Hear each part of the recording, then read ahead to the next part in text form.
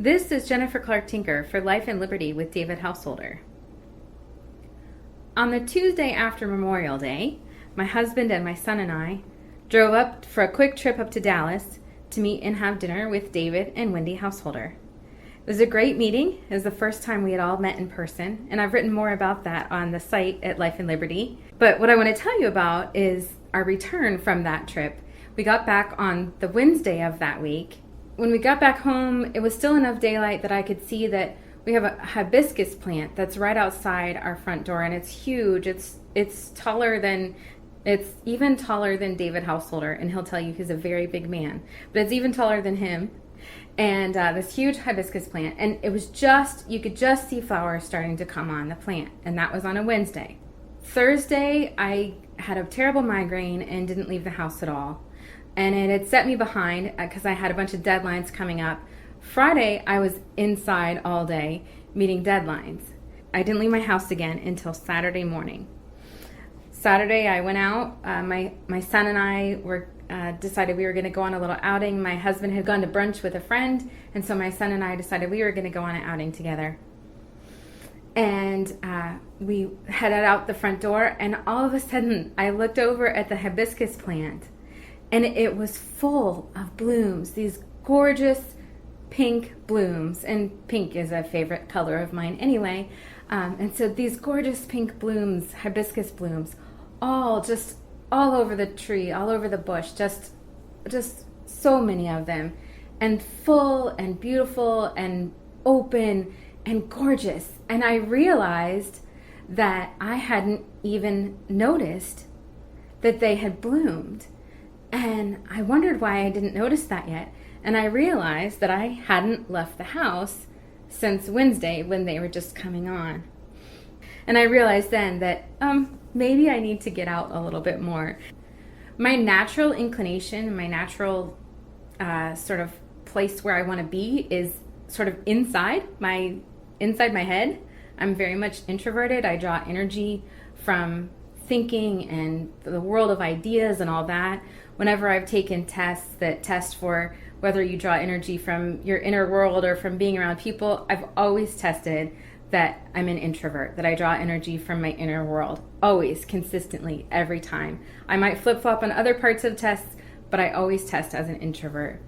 I've had the consistent need throughout my life for lots of downtime, lots of me time, lots of time to just sit and think.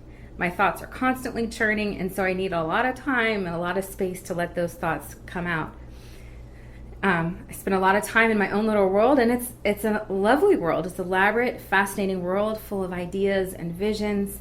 I get lots of my creativity comes from this ability to just think and to stay on a problem for a long time. I can even sometimes, though, tend toward the absent-minded professor. And I think sometimes I would forget to eat if I didn't live with other people that reminded me that it's mealtime. So it's a mix of things with this inner world, but it works for me in a lot of ways, and it's who I am, so I embrace it. But it also has its drawbacks. And one of the ways I want to describe that is to tell you about some advice that my mother gave me. I got engaged to my husband when I was 18 years old. And we had decided that we were going to wait a year to get married. And I was going to go off to college, and then after my first year of college, we would get married. Well, at some point, my now husband and I, started thinking, well, maybe when we want to move that up, maybe we want to go ahead and get married before I start college. And my mom said, I really want to see you go and have this year at it was Asbury College was the college I was going to go to.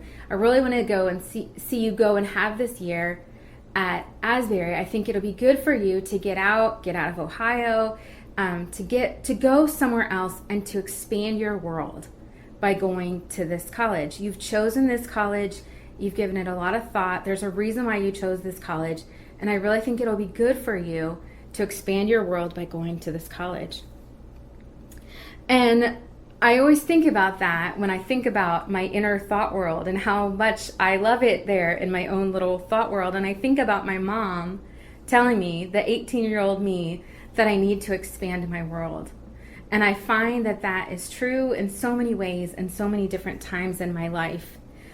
It is important to me to get out of my head, to get outside into nature, and to get out with people. That those are important ways that I expand my world. Even though I can easily forget to get out, it does feel good when I do get out.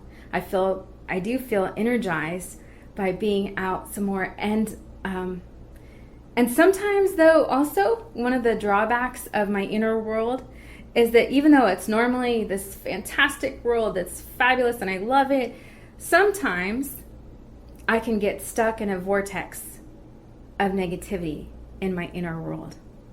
And sometimes the only thing that pulls me out of that spiraling downward spiral of negativity is to literally get out of the house, to get out among other people, to get outside of myself in some way that needs to pull me out of that negativity.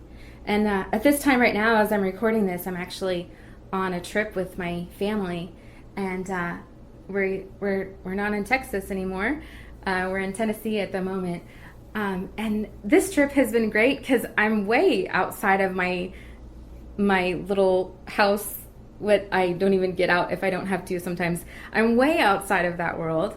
And, I've lived all over different places around the country, so you would think wouldn't be so big of a deal to get out. But it is a big deal, and it's been a big deal, and it's been very energizing for me to be out and about.